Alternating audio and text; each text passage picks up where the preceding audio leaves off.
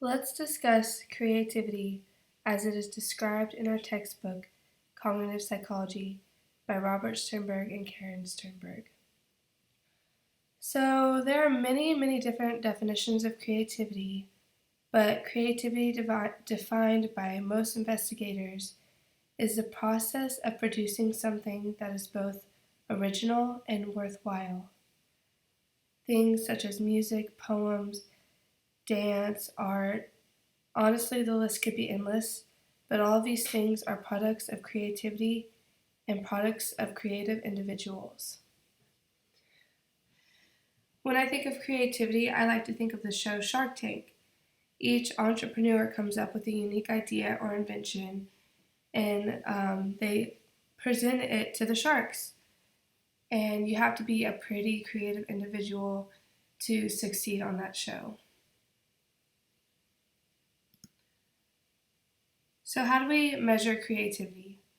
Some psychologists measure creativity through the process of divergent production, which essentially means the generation of a diverse assortment of appropriate responses. An example of this would be asking someone to come up with different ways to use a paperclip. If you can come up with 4 ways, you're pretty averagely creative.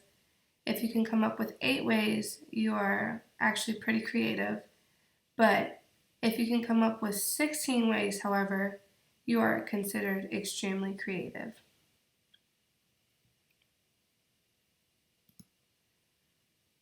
Alright, so let's talk about the 2 different types of motivation for creative individuals.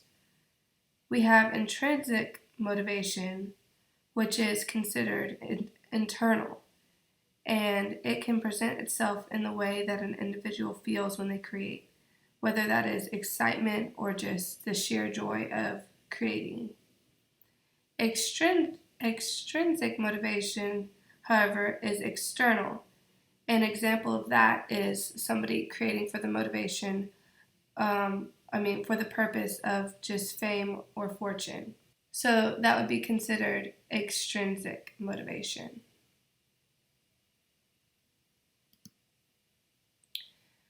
Let's talk about some of the traits of creative people. So you have, and these can be found in our textbook by Robert Sternberg and Karen Sternberg. They are open to new experiences, less conventional, self-confident, self-accepting, impulsive, driven, and dominant. So I'm actually very close to a very creative person who is my dad, and he is an artist for a living, and I can see how he actually relates to a few of these. Not all of them, but a few of them. Like, he is very driven, he's self-confident, he's self-accepting, and in some situations he can be pretty dominant. The last thing I want to touch on is the buy low, sell high concept. This is actually an illustration that my dad was commissioned to do for a magazine.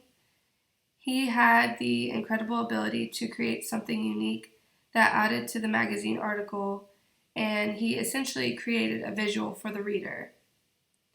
He made a one-time investment on computer equipment for his illustration career, and has used that one-time investment to create hundreds of pieces of artwork that has made a good living for him. So he was able to buy low and sell high, basically create something out of very little or nothing, if that makes sense.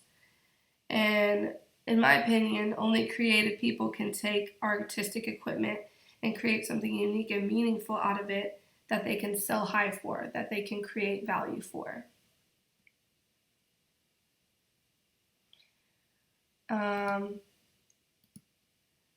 That concludes my presentation on creativity. These are my references.